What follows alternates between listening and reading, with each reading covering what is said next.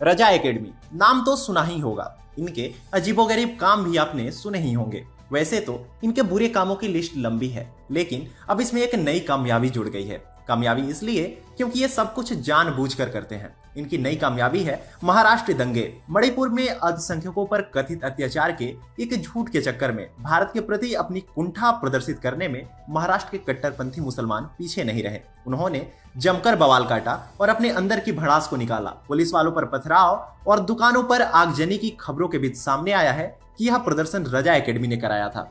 आखिर क्या है पूरा मामला, जानेंगे टीएफआई की इस वीडियो में मेरे यानी अवनीश के साथ। तो चलिए आरंभ करते हैं। एक फर्जी खबर के कारण त्रिपुरा में सांप्रदायिक झड़पें हुई थी।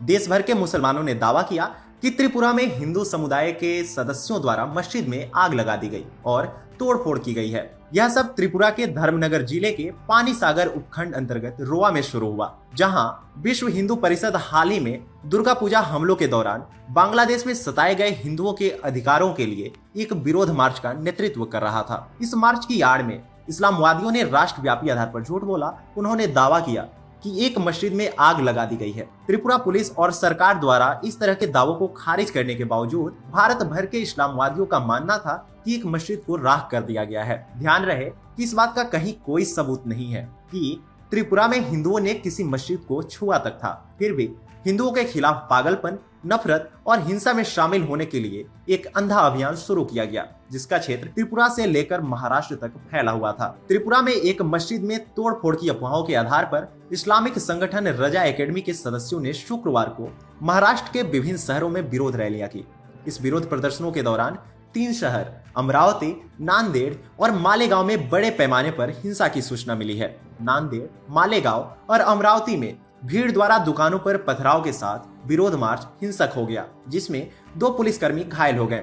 नांदेड़ में पुलिस वैन पर पथराव किया गया और देगलूर नाका और शिवाजी नगर में 2 पुलिसकर्मी घायल हो गए। हिंदुस्तान टाइम्स की रिपोर्ट के अनुसार प्रदर्शनकारियों को मालेगांव और अमरावती में दुकानों और पुलिस वाहनों में आग लगाते हुए देखा गया है, जिसके बाद विरोध प्रदर्शन को रोकने के लिए अलग सुरक्षा दस्ते को बुलाया गया। इस्लामी भीड़ ने दंगा विरोधी दस्ते के पुलिस अधिकारियों को भी निशाना बनाया, जिन्हें परिणाम स्वरूप लाठी चार्ज का सहारा लेना पड़ा। नांदेड़ में रजा एकेडमी और उसके समर्थक आवासीय परिक्षेत्रों की ओर भी बढ़ रहे थे, लेकिन पुलिस ने उन्हें ऐसा करने से रोक दिया। भाजपा विधायक नीतीश राणे ने फर्जी खबरों के आधार पर महाराष्ट्र में कानून व्यवस्था को बाधित करने के लिए रजा एकेडमी को आतंकवादी संगठन बताते हुए उसकी आलोचना की है। राणे ने कहा, महाराष्ट्र के विभिन्न हिस्सों में हुई सभी हिंसा और दंगों के पीछे इस आतंकवादी संगठन रजा एकेडमी का हाथ है। हर बार वे सभी नियमों को तोड़ते हैं और सरकार बैठी रहती है। या तो सरकार उन पर प्रतिबंध लगाए या हमें महाराष्ट्र के हित में उन्हें खत्म करना ही होगा। रजा एकेडमी चरमपंथी सुन्नी इस्लामवादियों का एक संगठन है जो बार बार हिंसा और घृणित गतिविधियों में लिप्त पाया गया है। रजा एकेडमी की स्थापना 1978 में दक्षिण मुंबई में 17वीं सदी के मुस्लिम विद्वान अल्लाहजरत इमाम अहमद रजा द्वारा लिखित पुस्तकों को छापने और प्रकाशित करने के लिए की गई थी। तब से यह एकेडमी पूरे भारत में 30 से अधिक केंद्र स्थापित कर चुकी है और देश के सुन्नी समुदाय की कथित आवाज बन गई है। साल 2012 में इस इस्लामी संगठन द्वारा आयोजित एक विरोध मार्च के हिंसक हो जाने के बाद मुंबई में 2 लोगों की मौत हो गई थी और कई पुलिसकर्मी घायल हो गए थे। वहीं अक्टूबर 2020 में रजा एकेडमी ने ईद ए मिलाद जुलूस निकालने की अनुमति नहीं देने पर महाराष्ट्र सरकार के खिलाफ मामला दर्ज करने की धमकी दी थी। इसी तरह एकेडमी ने मुस्लिम देशों से अभिव्यक्ति की स्वतंत्रता का समर्थन करने के लिए फ्रांसीसी राष्ट्रपति इमैनुअल मैक्रोन के खिलाफ फतवा जारी करने का आग्रह किया था। टीएफआई द्वारा पहले भी बताया गया है कि मैक्रोन ने इस बारे में बात की थी कि कैसे फ्रांस में मुसलमान एक समानांतर समाज बनाने की कोशिश कर रहे थे और देश के भीतर इस्लामी अलगाववाद को बढ़ावा दे रहे थे। रजा एकेडमी को यह बात पसंद नहीं आई और इसलिए उसने फ्रांस के राष्ट्रपति के खिलाफ फतवा जारी करने की मांग की थी। इस साल सितंबर में रजा एकेडमी के मुसलमानों ने मदीना में सिनेमा हॉल की अनुमति देने के सऊदी साम्राज्य के फैसले के खिलाफ विरोध का आह्वान किया, जिसे मुसलमानों द्वारा एक पवित्र शहर माना जाता है। रजा एकेडमी ने मुंबई में मीनार मस्जिद के बाहर सऊदी विरोधी नारे लगाए।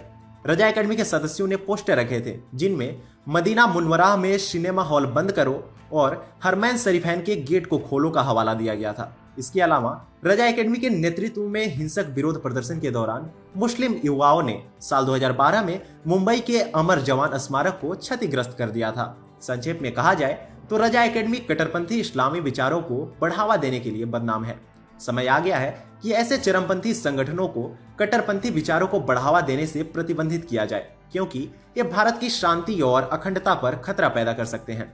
रजा एकेडमी जैसे संगठन किसी आतंकवादी संगठन से कम नहीं है। यह अविश्वसनीय है कि यह एकेडमी अपने कार्यों में पॉपुलर फ्रंट ऑफ इंडिया से काफी मिलती जुलती है, लेकिन अभी तक इसे प्रतिबंधित नहीं किया गया है और सिर्फ एक गैर कानूनी संगठन घोषित किया गया है। यह देखते हुए कि कैसे रजा एकेडमी ने महाराष्ट्र के 3 शहरों में हिंसा को अंजाम दिया है और कैसे वो कुछ ही समय में हजारों इस्लामवादियों को लामबंद करने में सक्षम है, केंद्रीय गृह मंत्रालय को तुरंत उस पर कार्रवाई करनी चाहिए। रजा एकेडमी को तुरंत प्रतिबंधित करने की आवश्यकता है।